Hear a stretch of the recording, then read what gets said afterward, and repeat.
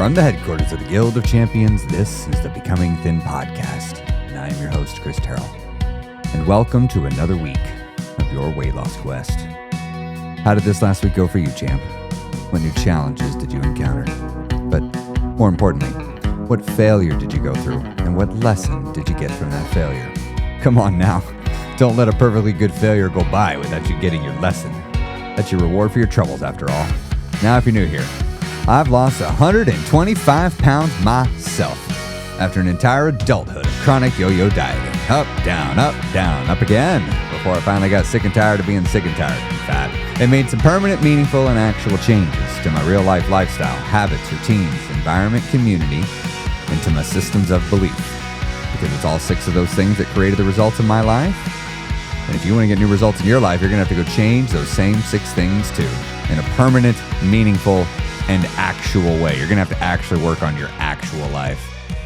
You know, when I tried to lose weight in the past, in the before times, I would try to leave my life by and large intact. Didn't want to touch my job, didn't want to touch my relationships, didn't want to touch my money, didn't want to touch really kind of anything other than maybe what food should I eat. And I just wanted to figured if I could just get thin, things would be better. If I could just get over whatever it was, I could be better. Because if I'm being honest, all I really wanted, I just wanted to feel better, and I wanted to love myself.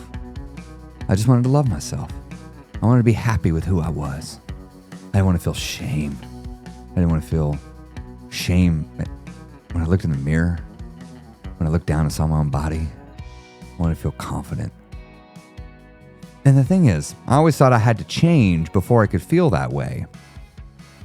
And as long as I was trying to do that, it never really worked.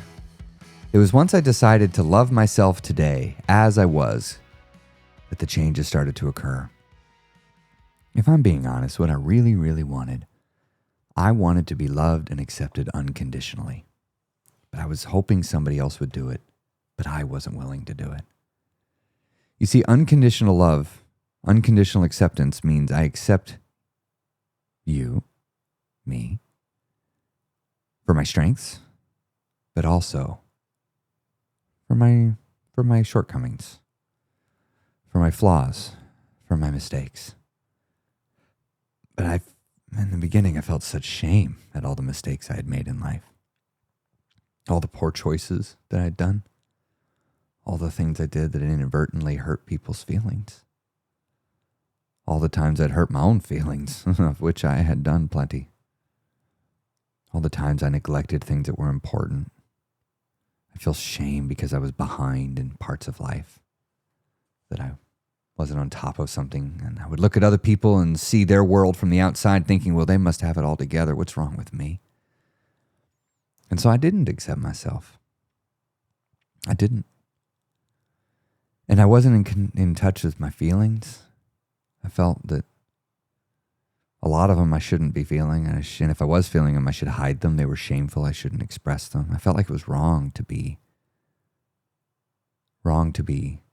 scared, wrong to be sad, wrong to be afraid, wrong to feel clueless, to look to somebody and be like, I don't know what to do. I have no idea how I'm going to handle this. I don't know. And I'd feel bad if I didn't know.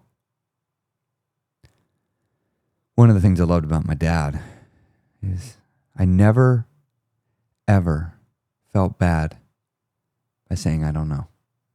Because I knew if I looked to him and said, I don't know, I was about to know. He's about to give me the answer if he knew it. I don't know was the path to learning, was the path to knowing. But as long as I already knew all the answers, then I couldn't learn. And sometimes I was so confidently displaying my knowledge that was made up and imagined on the spot because I was honestly just too afraid to say I don't know. But I'd like to know. I'd like to know. And I'm inspired by an email somebody had the courage to send me. Her name is Ursula. She's a 50-year-old woman, mother of 3, grandmother of 6, spent 30 plus years suffering from, as she worded it, a compulsive eating disorder. I'd like to read a little bit of this letter she sent me and answer it here. I've been committed to therapy for the last 3 years. But I feel like I've not been able to even scratch the surface of why I binge eat and how I can live and learn how to survive my food addiction. I survived a traumatic childhood, but I know I'm not the only one to do so. And even now, when I feel like my life is finally in a good place, I still can't control my addiction to compulsive overeating and how to feel my emotions. Could you tell me where to start? What conversations should I be having with my therapist? And why does it feel like the disease of compulsive overeating is still so unacceptable that it'd be better off to be an alcoholic or a drug addict? It would be less shameful. I read this. I get a lot of emails. I can't read them all. I wished I could. I wish I had the time and I wish I had the mental energy to be able to respond to all of them. But I don't. I don't have the time and I don't have all the mental energy. But I thought, I can respond to this one. This one moved me. I remember feeling so confused. Why was it so hard? I'm a smart person. I've done so many good things in my life. Why can't I figure this out? What's wrong with me? I did feel shame. I did. I felt tremendous shame. And so, to answer the question here, could you tell me where to start? I can. But before I give you the answer, I need to tell you a little bit about myself. My name's Chris Terrell. I spent the first 23 years of my adult life as a professional janitor. I started in my dad's company cleaning toilets. I spent the majority of my life hanging out with service workers at night, behind the scenes. Some of the world's fanciest, neatest buildings. Places buildings all over this country. Working with just some of the most wonderful people. And then I'd go during the day and I'd associate with CEOs and prominent people in businesses. Then I'd go at night and work with the service workers that nobody talked about. Only get noticed when they did something wrong. When they did their job, nobody ever thought to thank the janitors. They only thought to talk about the janitors when they missed the trash can. You take out 10,000 trash cans a night, we'll hear about the one we missed. And I was completely and totally unable to take care of myself. And for a long time, I was lost. And then I figured it out. Something clicked. I'm going to tell you what clicked here in a minute. But something clicked. And I was like, I think I know how to fix this now. I think I figured it out. But I wasn't sure. I had to prove it. I had to test it on myself. And then it worked. And I was like, okay. Well, how do I know I didn't just get lucky? Maybe I got lucky. It happens. So I set off to figure out why it worked. I paid people to help me understand it. I read books, so many books on behavior change. I started working with people. And I was upfront. I would tell them, look, I have an approach. It's experimental. You can't go learn this. I can't go I can't go buy this approach off a shelf. It doesn't exist. I'm kind of creating it. I'm test subject 0, but I need test subject 1s through 4. And I did that. It's like, okay, well now I need the next test subjects. But I need to charge you because I'm going to do this full time now. And so I started off charging not very much. Living off of savings. And I was like, okay, well this is working, this isn't working. But then it just kept going. And it started working. Because the problem is the fundamental approach to my approach to weight loss is that it takes time. Years, in fact. I knew it was going to be 3 to 5 years before I would know if it works. Because it's going to be 3 to 5 years before my first success stories start coming to fruition. And I started my business in 2021. It's now been 3 to 5 years. And I've been having 2 years of consistent success stories. Finally. I was okay with how long it took. That wasn't a problem. I wasn't impatient about it. I was completely okay. And so I just want to say, Ursula, and anybody listening, I've spent the last, since June of 2019 to today, making it my entire life mission to figure out how to answer your question, to tell you where to start as an emotional leader that feels completely trapped and powerless by it. You are not the first person like you I've talked to. You're not even the second, third, fourth, fifth. You're, in fact, hundreds deep. Hundreds of people I've talked to. And if we count my social media, well, now we're into the hundreds of thousands, millions, even if we talk social media. But that's one-directional communication. I'm talking people that I got to have a much more intimate conversation with, even if it was one-directional. But I can tell you where to start. Where you start is this. You have to change a couple of things in your mind, Ursula. Number one, you need to remember that you only have one life here on this earth. One. You're 50 years old. You've already lived 50 years of it. Don't waste the next 10 years looking for a shortcut or a quick fix. You know that's not there. You know it. You've known it for a while. It's not there. There's an old saying, I don't know who's, I've heard various sources, so I've given up trying to say who definitively said it. We all live two lives, and the second life begins when we realize we only have one. I had my moment at 34 years old when I realized I only have one life. I only have one, and I'm going to die. The other thing you need to know, again, with changing the thinking, is remembering that death comes for us all. I know it's a little morbid to start here, but it's important. Heard a commencement speech from Steve Jobs that changed my life. He said, I read a quote that went something like, if we live each day as if it were our last, one day will most certainly be right.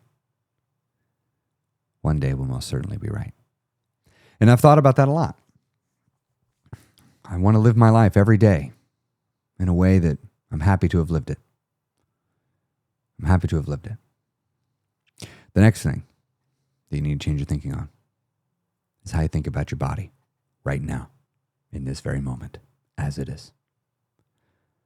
You need to love your body. Be grateful for your body right now, as it is. Your body is a beautiful gift. It's the gift that gives you life. Right now, today. It is your most prized possession. These 3 children of yours, these 6 grandchildren of yours, it is through your body that they came into existence. Be grateful every day for that body, for what it gave you. It is through that body that you get to experience life through their eyes again. Be grateful for it. It is through that body that you get to experience the joy of being alive. Be grateful for it as it is right now. Love it. Accept it. I was scared to do that. I was scared in the beginning that if I did it, I wouldn't try. But if you really stop and think about that, that's sort of a flawed way of thinking. Because, well, you love your kids. You probably love them dearly. You probably love those grandkids dearly. And I'm willing to bet, even though you love and accept them totally for just as they are, you still want them to have the best things. You still want to continue to give more and make their life better. I promise you'll want the same for your body when you love your body as much as you love your grandkids, as much as you love your kids. You will. The next thing is the power of forgiveness. You must forgive yourself for everything that you've done. to your body. You must forgive yourself. You don't need to do anything. You just need to ask yourself for it. You have to ask yourself for forgiveness. I'm sorry. I'm sorry I did this. Feel remorse, not shame. Not shame. Remorse says I feel bad. Shame says I am bad. You are not bad. This is hard. Life is hard. And sometimes we pick up associations with food that are hard to shake. You got to forgive yourself. You must. But that's only part one. Part two is you have to ask for forgiveness, and then you have to give the forgiveness. You have to release yourself. Be grateful for your body. Hug your body. Hold it close. Run your hands along your arms and your shoulders, and just feel how grateful you feel that you have this body. And then seek not to lose weight, but seek to feel good in your body. Seek to feel good. This is all the foundations where you start. When you ask what conversation should you be having with your therapist, I would start there. I would start with self-forgiveness. I would start with gratitude for your body. The next thing, now we got to talk about the food. Yes, I know. We got to work on the food.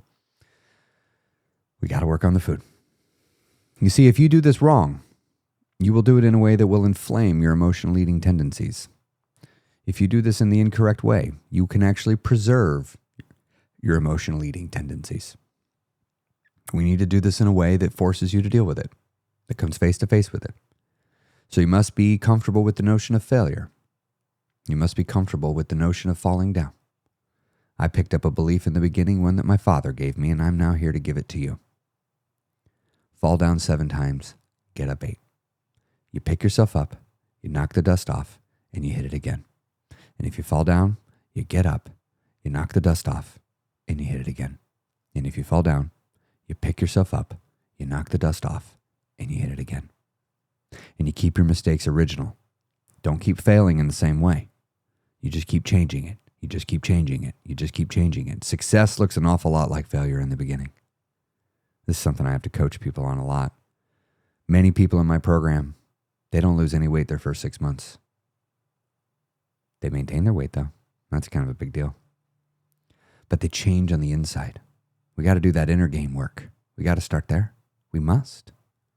So how do we do this? How do we work on the food in a way that helps you deal with and face the emotional eating, but that also doesn't make it worse?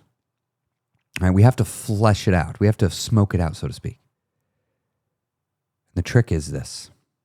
You eat when you're hungry. You don't do it that way forever. But for a while, maybe a few months, just say, you know what? I'm going to wait until my body asks for food. Now, when you first start doing this, your body's probably not in a very good rhythm with eating. And it's going to take a week, 2 weeks to really get that into position to where your body's getting hungry on a schedule. You can control when your body gets hungry. If you want to be hungry at lunch, the way you handle yourself in the morning will dictate if you get hungry at lunch. If you want to be hungry at dinner, the way you handle yourself during the day will dictate when you get hungry at dinner.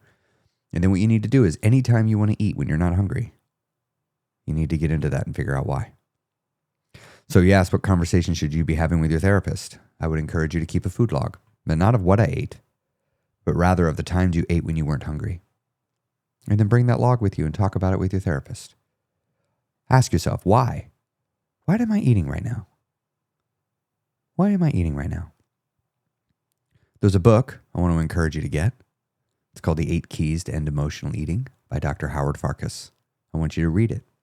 And I want you to know everything that's in that book. I want you to read that book multiple times. I have my own copies, multiple, and I have read it many times. In fact, I built an entire emotional eating course on it that I make available to everybody I work with, because it's vital that you understand what is causing emotional eating. Therapists are not all trained on this. Many are, but many are not.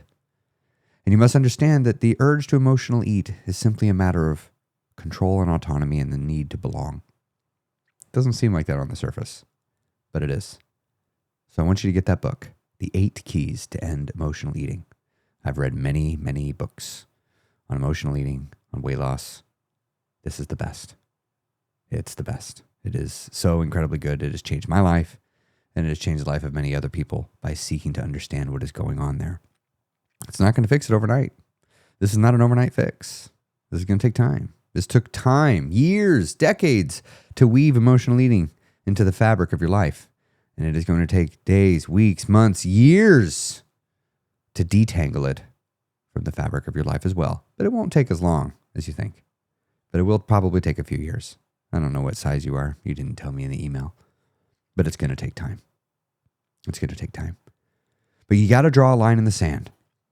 You see, many people, they'll sometimes compare emotional eating like you did here to being an alcoholic or a drug addict, but that's really not a fair comparison because you don't need alcohol. Like there's no actual need for alcohol. Technically it's poison. Like it actually is bad for you. It harmed your body. And so, it's fine if you can drink some, I suppose, but like you don't need it. And so you can draw a line in the sand and say, I will not drink a drop of alcohol, but it's really, emotional eating is more like being a shopaholic. Because you can't say, I'm going to never shop, because there are things you need to buy. There are things you need to buy. And so how do you know if it's an emotional shop or if it's a legitimate shop? You know what I mean? If you're just buying eggs for breakfast for your kids, well, that's probably okay. You probably need to buy some shoes for yourself when your others wear out. That's probably okay. Well, what about that new bedspread, though? Did you actually need that new bedspread, or is that emotional shopping? Is that some retail therapy? That's where you have to start learning how to get into the motive. And so we have to draw a line in the sand. We have to have something that helps you know, all right, I think I might be engaging in some bullshit eating, and I need to dig into it, and I need to write it down or talk to somebody about it. And so that is where I would say you eat when you're hungry and you stop before you're stuffed. Eat when you're hungry and stop before you're stuffed. And anytime you violate those 2 rules, you need to journal about it, write it down, and then go talk about it with your therapist. To answer your question of like what conversation should you be having with your therapist? Start digging into that.